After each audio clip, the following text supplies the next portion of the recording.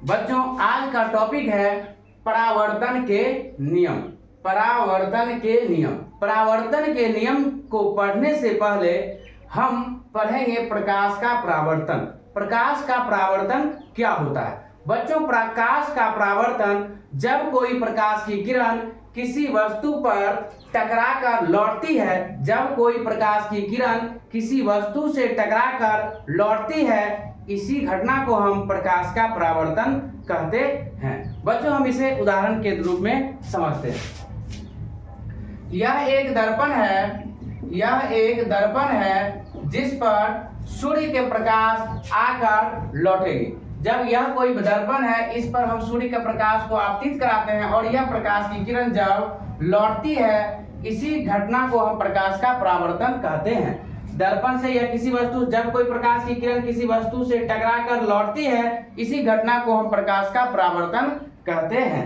अब हम जानेंगे प्रकाश के परावर्तन का नियम। प्रकाश के परावर्तन के कितने नियम होते हैं? तो सबसे पहले हम जानेंगे प्रकाश के परावर्तन का नियम। परावर्तन के नियम।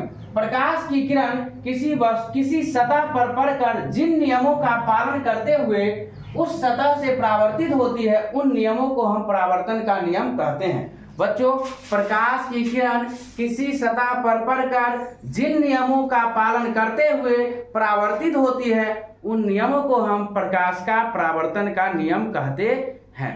बच्चों प्रकाश के परावर्तन के दो नियम होते हैं। प्रकाश के परावर्तन के दो नियम होते हैं। इसको जानने से पहले हम यह जानेंगे कि आपतित किरण क्या होती है, परावर्तित किरण क्या होती है, आपतन कोण क्या होता है, परावर्तन कोण क्या होता है, अभिलंब क्या होता है, आपतन बिंदु क्या होती है। इसको जब हम समझ जाएंगे तो प्रकाश के परावर्तन के दोनों नियम को हम आसानी से समझ सकते हैं।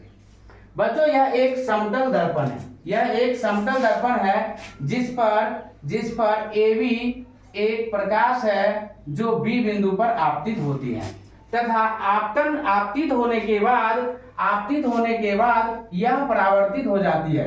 BC को हम परावर्तित किरण कह सकते हैं। तो बच्चों यहाँ पर AB किरण जो किरण दर्पण पर आती है, उस किरण को हम आपतित किरण कहते हैं, और जो किरण टकराकर लौटती हुई किरण को परावर्तित किरण कहते हैं। जिस बिंदु पर आपतित किरण वस्तु से टकराती है, उस बिंदु को हम आपतन बिंदु कहते हैं। उस बिंदु को हम क्या कहते हैं? आपतन बिंदु। तो यहाँ पर AB किरण B बिंदु पर सतह से टकराती है, इसलिए B बिंदु को हम आपतन बिंदु कहते हैं। उसके बाद आपतन बिंदु पर खींचा गया लंब को अभिलंब कहा जाता है। आपतन बिंदु पर जब हम लंब खींचेंगे, इसी को हम अभिलंब कहते हैं। तो आपतित किरण के बारे में समझ गए, परावर्तित किरण के बारे में समझ गए, आपतन बिंदु के बारे में समझ गए और अभिलंब के बारे में समझ गए।